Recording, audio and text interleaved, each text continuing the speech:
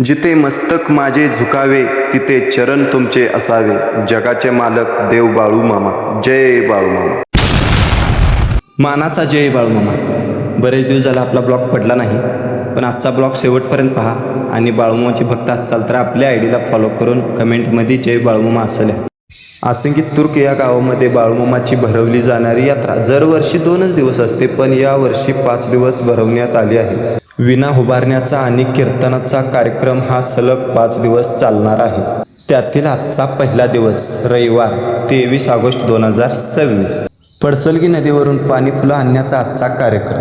तर सर्व भाविक भक्त असतील आणि ग्रामस्थ मंडळीही असतील, हे सर्वजण सकाळी 9 वाजता बाळूमामाच्या मंदिरामध्ये हजर झाले आहेत आणि इकडं लहान मुलं ढोल वगैरे वाजवत आहेत. तर काही भक्त सजावट करत आहेत, कारण जाण्याची तयारी ते करत आहेत. तर इकडं बघू शकता बाळूमामाचे पुजारी ही पूजा करत आहेत, जाण्याची तयारी करत आहेत. तर इथं बघू शकता बाळूमामाची पालखी अशा प्रकारे सजवून ठेवलेली आहे, कारण हीच पालखी घेऊन आपल्याला पडसलगी नदीवरती पाणी फुलं आणण्यासाठी जाण्याची तयारी चालू आहे. तर आपल्या मागं जे दिसतंय हे बाळूमामाचं मंदिर आहे आणि बघू शकता अशा प्रकारे एकच नंबर कलर वगैरे केलेला आहे आणि 1 नंबर डेकोरेशन असं केलेलं आहे. आणि ही जी रूम दिसते, ह्या रूममध्ये प्रसाद करण्याचं सामान, गॅस, भांडी वगैरे सर्व ठेवण्याची ही रूम आहे. इथं सामान ठेवलं जातं. आणि तेवढ्यातच सिंगाडे वस्तीचे बाळूमामाचे भक्त ढोल वाजवत बाळूमामाच्या मंदिरापाशी आले. मग त्यांची भेट वगैरे झाली आणि पालखी देवळातून बाहेर काढली आणि ट्रॅक्टरमध्ये घालून पडसलगी नदीला जाण्यासाठी चालले. तर बघू शकता मुले किती आनंद घेत आहेत. आणि इथं बघा हे दोघं वाघ ट्रॅक्टरमध्ये आनंद घेत यायच्या जागी गाडीवरती यायला लागलेत. आम्ही शेवटी तिकोट्यामध्ये आलो.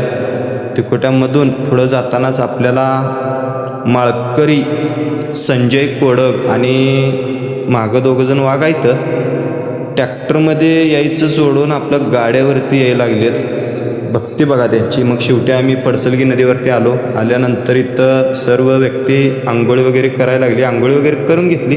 तेवढ्यातच पावसानं हजेरी लावली. धो धो पाऊस पडायला लागला. तर मग लगेच पालखीवरती असा कागद झाकून घेतला. सर्व भक्त कागदामध्ये आत झाले आणि वरनं असं पालखीवरून झाकून घेतला कागद. पाऊस असा बडवायला लागला की 10 मिनिटात चालू झाला पाऊस. 1 तासभर तर पाऊस होता. मग काय आम्ही तेवढं पाऊस उघडल्यावर आता म्हणलं पोटाला काहीतरी खाऊन घ्यावं म्हणून नाश्ता करायला चाललो. बघा मी आणि मित्र, आपला एक मारुतीराव मित्र माघारी गेला. त्याला काहीतरी कोणी हाक मारलं म्हणताना तो गेला माघारी. तेवढा आवरून आम्ही खीर वगैरे खाऊन देवाचा प्रसाद वगैरे करून आणि राईन माघारी चाललो. बघा इकडे पोरं कसे आनंद वगैरे घेत आहेत. 3 टेलर जोडलं होतं. एका टेलरमध्ये पालखी, एका टेलरमध्ये माळकरी आणि एका टेलरमध्ये सर्व मुलं भरलेली ती दाबण. अशी बघू शकता अशा प्रकारे आनंद घ्यायला लागलेली. कारण पावसाचं वातावरण झालं तर येता येता एवढा उशीर झाला की 8:30 वाजले आम्हाला यायला. शेवटी मधुकर कोडग यांच्या घरी पालखी आलीच, कारण तिथं संध्याकाळी मुक्कामला पालखी राहणार होती, कारण तिथे कीर्तनाचा वगैरे कार्यक्रम होता. मग पालखी बसवली आणि इकडं आरती वगैरे करून घेतली आणि इकडं गजाचं कार्यक्रम चालू झाला. लोक गजे वगैरे खेळायला लागले, कारण ती एक आगळी वेगळी परंपराच आहे गजा खेळण्याची. आणि इकडं बघा की 2 वाघ असं सपाट्या हाणायला लागलेलं. कसा आनंद घ्यायला लागले बघा. सपाट्यावर सपाट्या, एक गेला दुसरा आला, एक गेला दुसरा आला. कसं सपाट्या हाणाल बघा. तो तर आर्मीचा वाघ आहे. आर्मीची भरती करत होता, सुट्टीच नाही. मग इकडं गजाचा कार्यक्रम बघा कसे मध्ये 2 ढोल वाजवायला लागलेत, कडणी कशी खेळायला लागलेत. वेगळाच आनंद आहे बघा हे. मग सगळा कार्यक्रम झाल्यावरती महाप्रसाद घेण्यासाठी सर्व भक्तांना बसवलं. सर्वांनी महाप्रसाद वगैरे घेतला. महाप्रसादात खीर आणि भात आमटी होती. मस्तपैकी खीर आणि भात आमटी वगैरे खाल्ली आणि मग म्हणलं आता घरला जायचं, म्हणून तिथनं प्रसाद वगैरे घेऊन आम्ही घरला निघालो. आजचा ब्लॉग इथंच संपला. जर हा आजचा ब्लॉग तुम्हाला आवडला असेल तर नक्कीच आपल्या आयडीला सपोर्ट करा.